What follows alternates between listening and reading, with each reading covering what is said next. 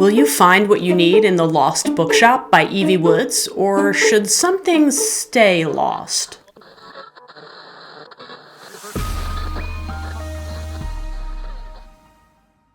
Hi, I'm Amanda, and this is Spineless Books, your one-stop shop for all things audiobook.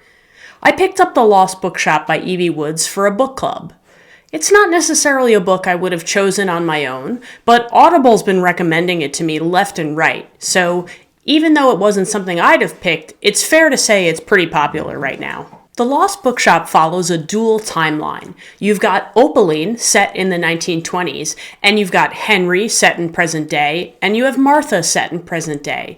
It rotates through each of those three characters equally.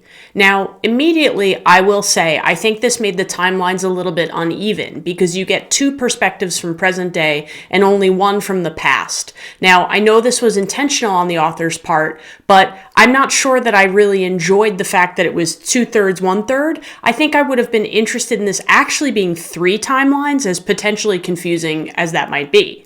Essentially, Henry and Martha are searching for the Lost Bookshop, and Opaline in the 1920s is establishing it. The book is narrated by three separate people: Avina Mansur-Wallace, Olivia Mace, and Nick Baden. Now, I really appreciated this about the audiobook because truthfully, I feel like without a differentiated voice, especially for the two female narrators, you could have easily gotten lost or just sort of been foggy on where you were in the story. Having the separate narrators really helped, and you could, if you zoned out for a second or if you missed a beat, you would know who you were listening to because you'd recognize the voice. I really felt like that clarified who I was hearing. One of the challenges, I think, with audiobooks is it is easy to drift off. But when you have separate narrators and you know which character it is by voice, it makes it pretty easy to stay on track and stay focused. I thought all three narrators were okay. No one was particularly standout. I found Henry to be almost a little too silly. So, I don't know. I feel like the narrators really sort of set the tone and the vibe of the book, and I'm not sure that this was exactly the correct vibe, but I would assume the author approved this, so maybe it was. Each of the characters is unique.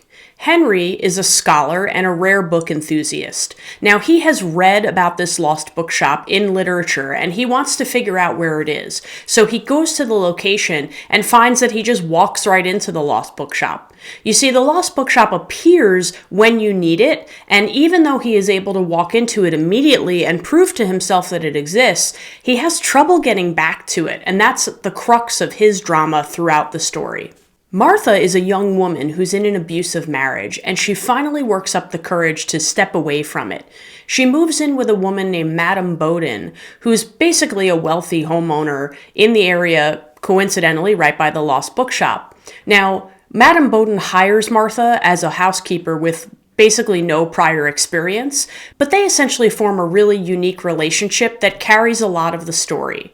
Now, Henry and Martha do interact in present time, and I'll let you read the book to find out how, but it's interesting to think that Martha is in need of support, and she ends up where the Lost Bookshop is as well. We also follow Opaline in the 1920s. Now, Opaline is a woman who's really in an unusual situation at that time, in that she's sort of a very modern woman for the 1920s. She's really interested in being independent, and when her family puts her in an arranged marriage, or tries to, she wants nothing of it. She's not interested, and she essentially tries to get away, and the Lost Bookshop becomes something that she really clings to as someone seeking independence. She does all kinds of crazy things like wears pants in the 1920s. And her older brother, quite honestly, is just not putting up with all of this rebelliousness that she has. So Opaline's journey is a very interesting one, and Martha's kind of parallels it in present day. As these three stories weave together, there are lots of magical realism elements, and there are lots of sort of heavy themes. There's abuse, there's murder, there's keeping people down, there's suppressing people's freedom, there's forcing people into situations that they don't like, and then there's just inequities. And all of these heavy themes are handled oddly in a very light way.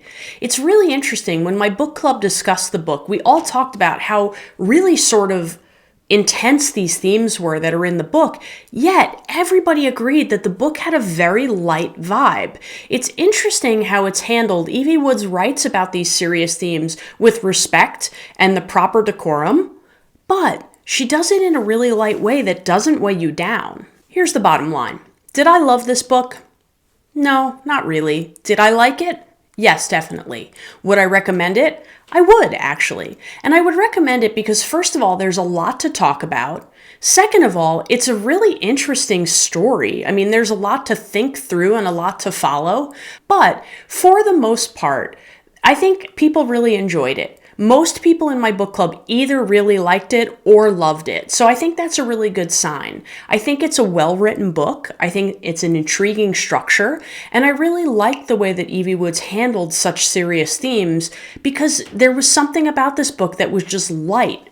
Please do check your triggers before you read because there are some things that you might find upsetting, but I think actually even if they are things that often bother you, you might find you're not bothered by the way Evie Woods does it. She really kind of tastefully handles things and it's tough, but it's also in perspective. So it's well done and it's interesting, and even though it wasn't my favorite thing I've read, I'm glad I read it. I think it was a pretty good pick for a book club, and I would recommend that you choose it for yours. But remember, you might love what I hate and hate what I love, so make your own opinion. But thanks for listening to mine.